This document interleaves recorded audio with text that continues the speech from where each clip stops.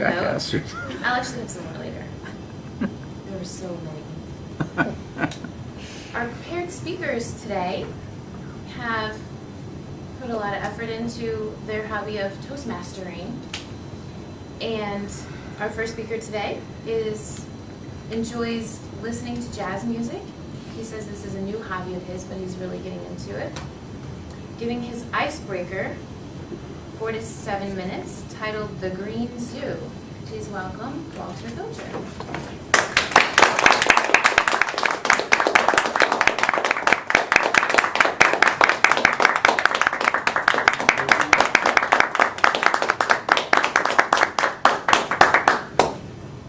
Fellow Toastmasters and guests who aren't here.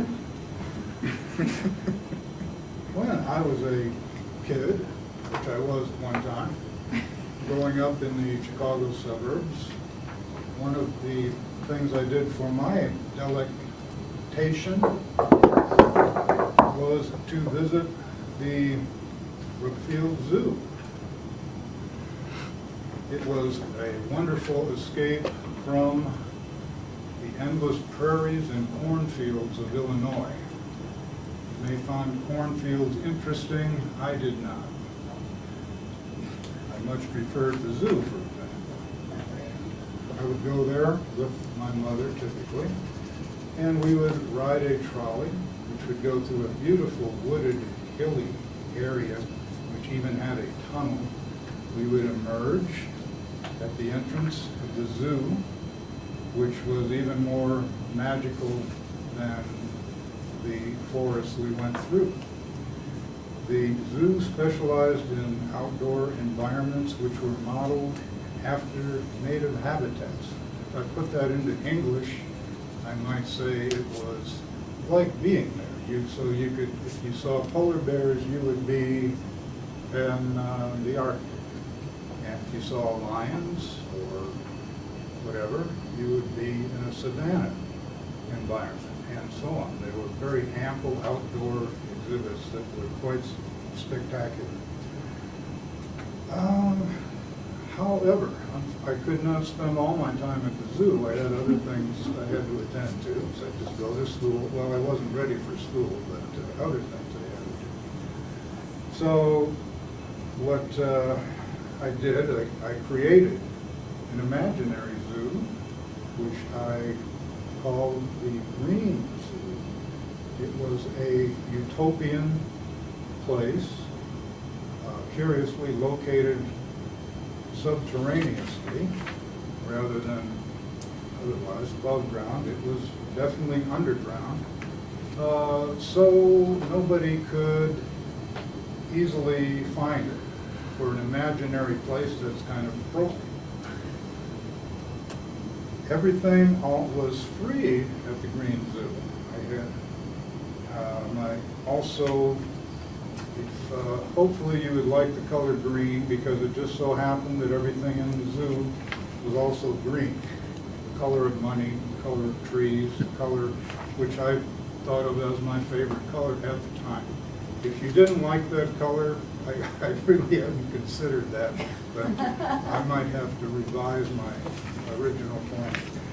As the inventor and custodian of the Green Zoo, I had the honor and responsibility of ensuring its harmonious in operation and its overall integrity. As I was approaching 5 years of age, my Green Zoo fantasy began to fade away a bit, but it still lingered in my imagination.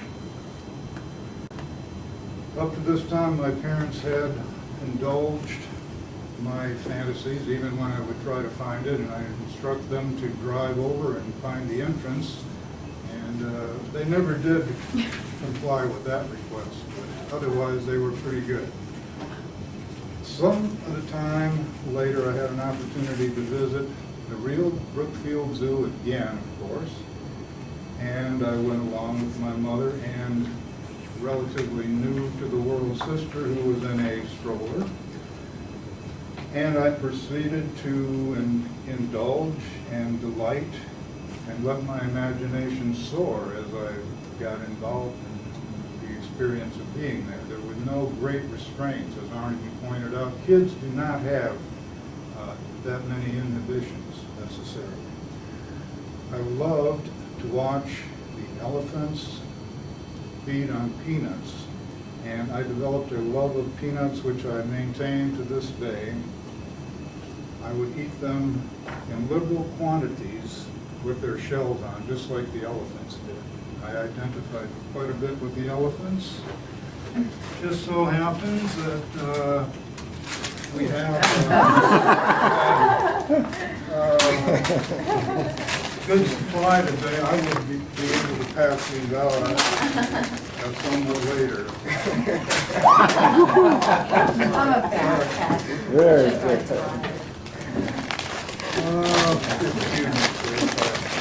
The rats are No, I'm just a bad cat. I wish I caught it with an awesome. Okay. Anyway, in the process, I did somehow lose track of what was going on about me. It was also getting dark. The zoo closes at 5 o'clock. And this time of year, the days were short, it was definitely getting dark. And I had kind of wandered off and lost track of my mother and sister. It wasn't too long before I discovered that